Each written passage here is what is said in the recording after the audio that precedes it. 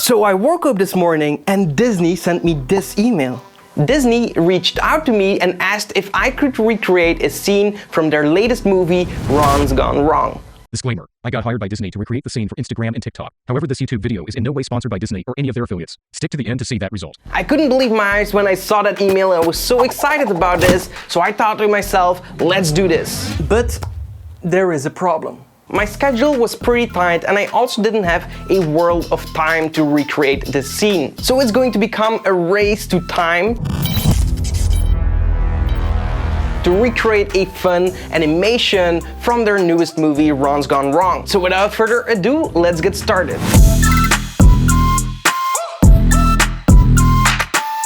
So for this video, we will need a few things. So we will need to record our sketch, but we will also need our prop on set to replace our robot later on. So we will need to recreate the shape and actually use it on set so we have some kind of idea what we are interacting with. Whether we are holding it or we want to touch it, it's a good idea to get a better act on set if you have something to put into that position so the actor can really imagine his part in this scene, which in this case, it's me.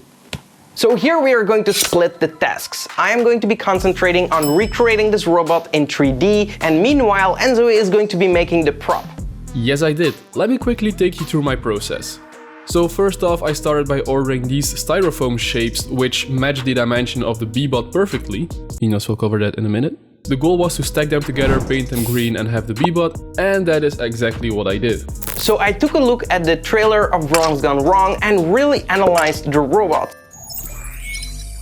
So we guessed the size of around 50 centimeters because you can clearly see that the B-bot is shorter than a wheel of a motorcycle, and in some other locations you can get a better grasp on the size because you can compare it to its environment. So I simply created a capsule in Cinema 4D and used some primitive cubes with a boolean in order to remove the parts at its feet, and then I'm also going to invert this boolean so I have the feet separate. So this model in general is pretty easy to do, and that's what I find so amazing about it. The model, it's so easy to create, but how they achieve to bring so much emotion and so much character to such a simple shape is really amazing. And that's truly the artistic form of animation, taking a simple shape and just giving it an entire character. And this just fascinates me a lot. Anyway, I have my basic setup now. Let's take a look at what Enzo is doing.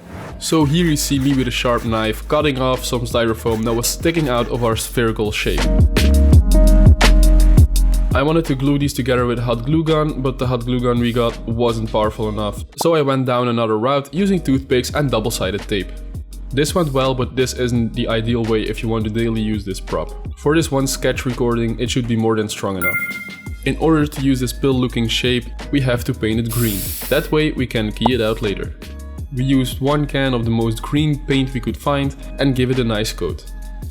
We also drew some tracking markers on it with a Sharpie, and that's basically it. Back to you. Alright, so that looks pretty cool, we're almost there. So meanwhile, I'm going to be doing UV unwrapping on my models. UV unwrapping means that you're taking your 3D model and actually unwrapping it so you can start painting on it. So I just UV unwrapped this shape. It's pretty easy as it is a standard shape, so it can pretty much calculate this automatically, and I'm pretty satisfied with the first results that I got. Alright, before we continue with this video, there is something I want to talk to you about. So a lot of people have been asking me about the Epic VFX Academy. When is it gonna launch again? Well, I have some really great news for you. We just released a 6-part free training series for VFX artists where you can get a ton of value out of it. We also have some amazing bonuses for you, and whether you're a beginner or a pro that just wants to refine his work, this might definitely be something for you, and it's completely for free. So go and check it out with the link in the description below. 6-part free training series. I'll see you there. Alright, that's it. Let's get back to the video. Before I export my texture, I'm going to paint with the brush tool a simple face on my B-bot. This is merely as a reference that I can use afterwards in Adobe After Effects to animate a face upon, and also to make sure that it actually gets in the right position. So once I exported my texture, I'm going to import this in After Effects, and I'm also going to bring in my original B-bot just to see it as a reference so I can see what animations they are using on the face, because I want to get this as close as possible. So here in After Effects, I'm going to animate the face. This I'm going to place over that rough brush that I did in a Cinema 4D to get a reference, and once you get that in position, you get something like that. Alright, so we're almost there. Hopefully Enzo is done with the green screen so we can start recording now. Wow, a bebop! This is amazing! Kan dat niet, hè?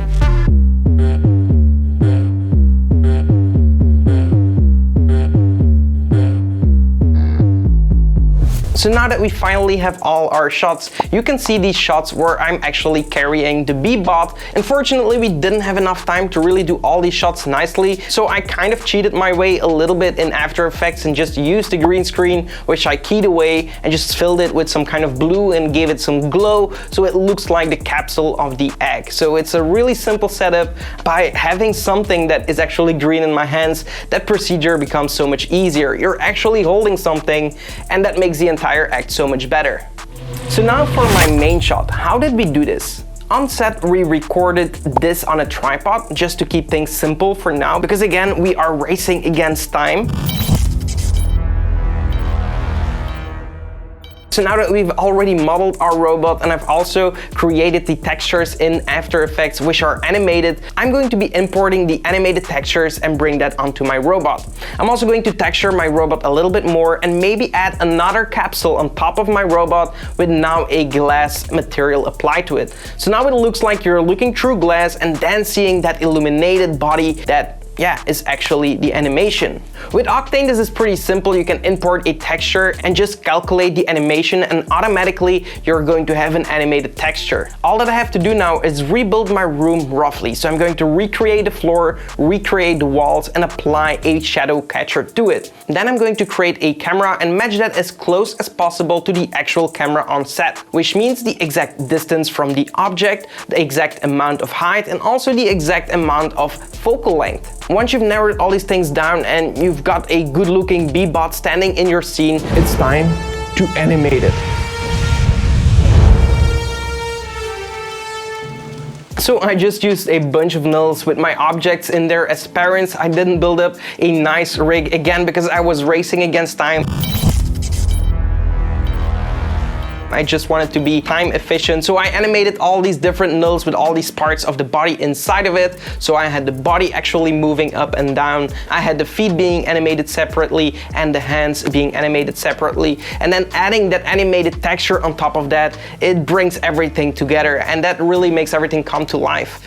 Just try to look at enough reference and try to do everything with a sense of time, and also try to do some studies on how animation actually works, how time works, or how gravity even works. If something falls, how many times is it going to bounce? If something is going to swing, at what pace is it going to swing to a stop? These are all things that you can learn through physics, and it's really interesting to know for visual effects. So school might not be as important, but for these things, it kind of is a little bit, but you can also figure it out on your own, so whatever floats your boat.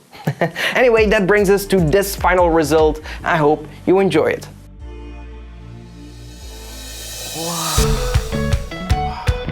Hey, look what I got you. Whoa!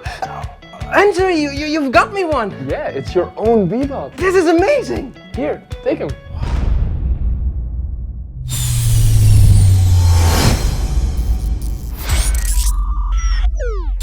Hi, insert registered name. I am your... My B-bot. B-bot.